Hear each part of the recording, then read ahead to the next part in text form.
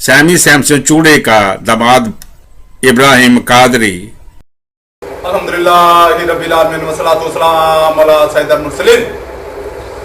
हमारा आज का मौजू है कि मैंने नसीहत को क्यों छोड़ा।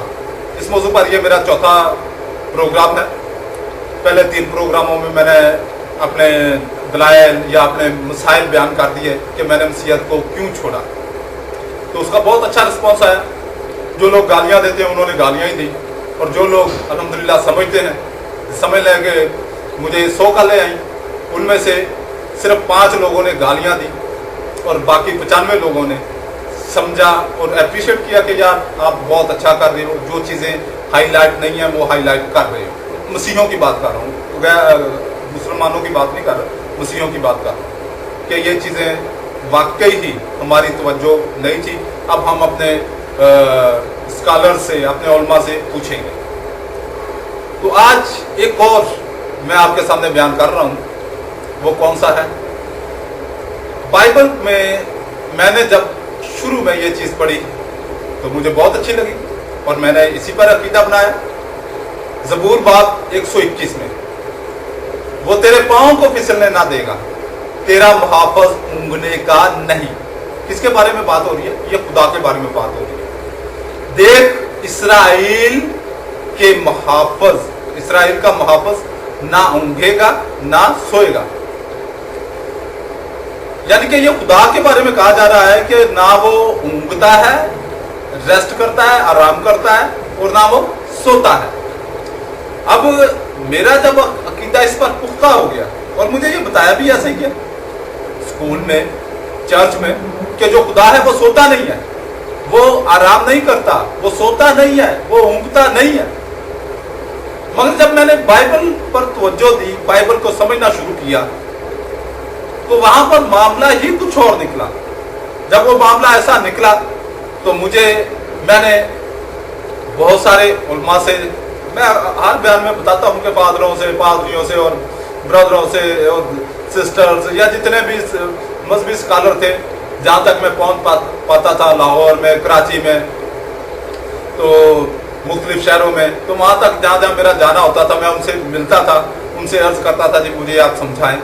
तो वो जो चीज़ें मैं उनके सामने लेके जाता था वो मुझे समझा नहीं पाते थे। यानी कि मैं उनको क्लियर करता था, वो 3 घंटे भी देते थे, अगर मैं नहीं समझ पाता था तो मैं उनको क्लियर कह के उठता था। मेरी एक आदत थी कि भाई आप मुझे मुतमय्यन नहीं कर पाए। मैं उनको वाज़ेह अल्फाज में कहता था कि अगर आप मुझे नेक्स्ट टाइम देना चाहते हैं तो दे दें, मगर आप मुझे मुतमय्यन नहीं कर पाए।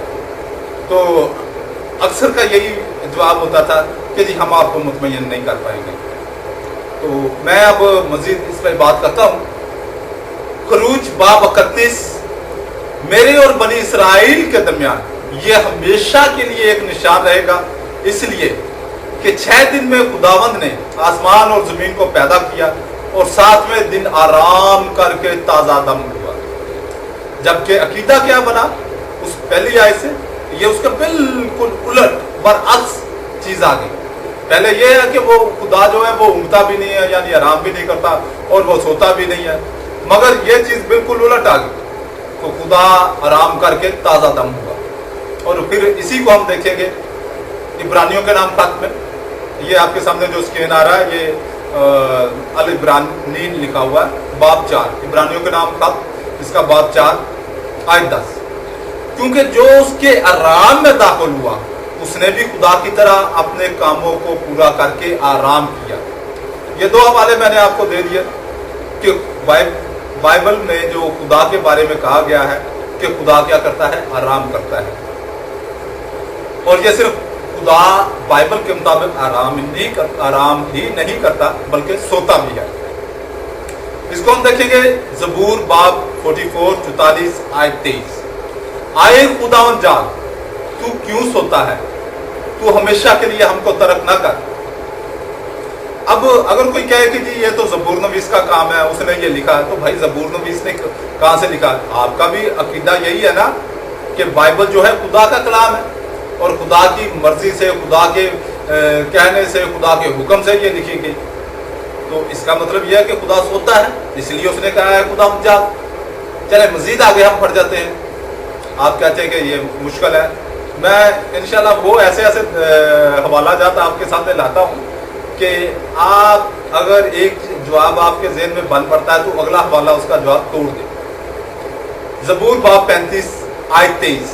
اٹھ میرے انصاف کے لیے جاگ اور میرے معاملے کے لیے آئے میرے خدا، آئے میرے خدا. پھر مزید ہم آگے بڑھتے ہیں. زبور 7 آیت 6. آئے خداوند اپنے قہر میں اٹھ، میرے مخالفوں کے غضب کے مقابلے میں تو کھڑا ہو جا اور میرے لیے جاگ، تو نے انصاف کا حکم دے دیا ہے. پھر اب مزید ہم چلتے ہیں ایوب باب 8 میں. چلے یہ 3 زبوروں میں میں آپ کو ایک شعور دے دیتا ہوں. یہ جو میں نے 3 زبور 3 حوالہ جات دیے زبوروں کے، ان میں یہ آپ ایک شوٹ لے لیں، میں شوٹ دے دیتا ہوں. اس میں یہ ہو جاتا ہے کہ وہ شاعری میں کچھ مبالغہ ہو جاتا ہے. ہو سکتا ہے زبور نفیس نے مبالغہ کر دیا ہو، وہ خدا کے روح نے مبالغہ کر دیا ہو سکتا ہے. مگر جب ہم ایک دوسری الہامی کتاب کی طرف چلتے ہیں، ایوب باب 8 اور آیت 6 میں، تو اگر تو پاک دل راست باز ہوتا، یہ ایوب کو کہا جا رہا ہے، تو ضرور اب تیرے لیے بیدار ہو جاتا.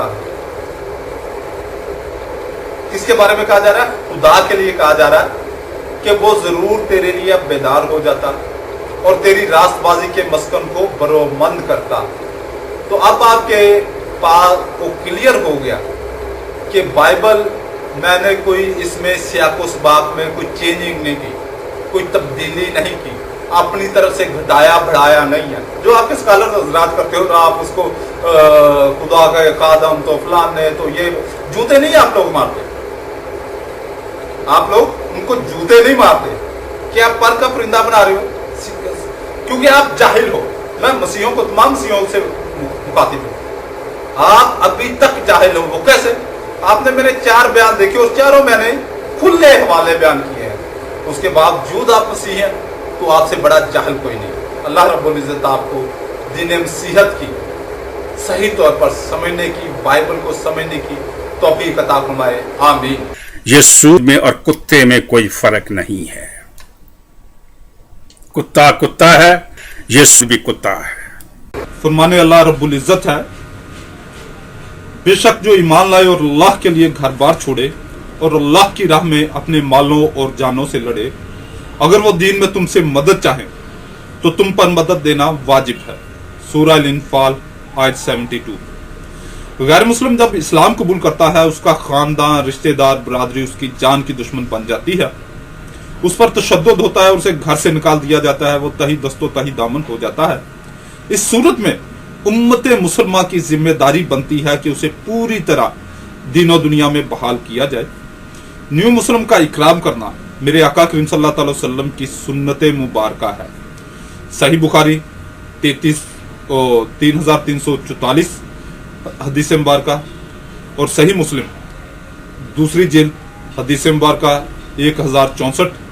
اسی ذمہ داری کا احساس کرتے ہوئے میں نے یعنی محمد ابراہیم قادری نے ادارہ برائے تحفظ و بحالی نو مسلمین قائم کیا ہے. ادارہ کے مقصد غیر مسلموں میں تبلیغ کرنا، نیو مسلم بہن بھائیوں کی دینی تعلیم و تربیت، نیو مسلم بہن بھائیوں کے روزگار اور رہائش کا بہترین اور مستقل حل، نیو مسلم بہن بھائیوں کی شادی بیاہ اور قانونی معاملات میں بھرپور امداد انشاءاللہ عز و جل.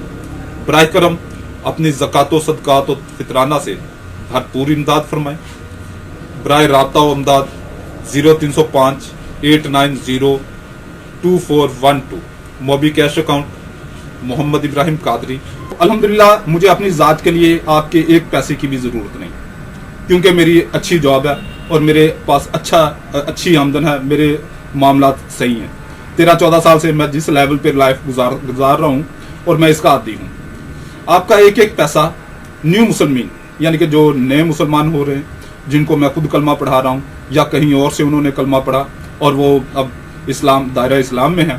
اب ایک مسلمان جب दीन इस्लाम में आता है तो बिल्कुल खाली हाथ होता है, बिल्कुल खाली हाथ। जो उसने सूट पहना होता है वही उसके तन पे होता है, और जो उसने जूते पहने होते हैं वही उसके पास होते हैं। वरना जैसे ही वो, अब मैं भी अच्छी फैमिली से बिलोंग करता हूँ, मगर यानी कि स्ट्रॉन्ग रुपये पैसे वाली फैमिली से बिलोंग करता हूँ, मगर जैसे मैंने इस्लाम कबूल किया, तही दामन हो गया, तही दस्त हो गया।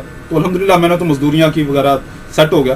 तो अब जो न्यू मुस्लिम होते हैं, अब वो बेचारों को स्टैंड करने के लिए, एक न्यू मुस्लिम को स्टैंड करने के लिए पाकिस्तानी रुपयों में 5 लाख रुपए की जरूरत पड़ती है। अल्लाह रब्बुल इज़्ज़त आपको, हमारे अदारे को सपोर्ट करने की तौफीक अता फरमाए। और इसके लिए कोई बहुत ज़्यादा भी, जितना आप अफोर्ड कर सकते हैं, अगर आपके पास सिर्फ 100 रुपये आप अफोर्ड कर सकते हैं तो वो भी आप मेरे मोबीक्विक अकाउंट में डाल सकते हैं। और ये इत्मीनान रखें कि आपका एक एक पैसा जो है वो न्यू मुस्लिम की फलाह व बहबूद के लिए लगेगा।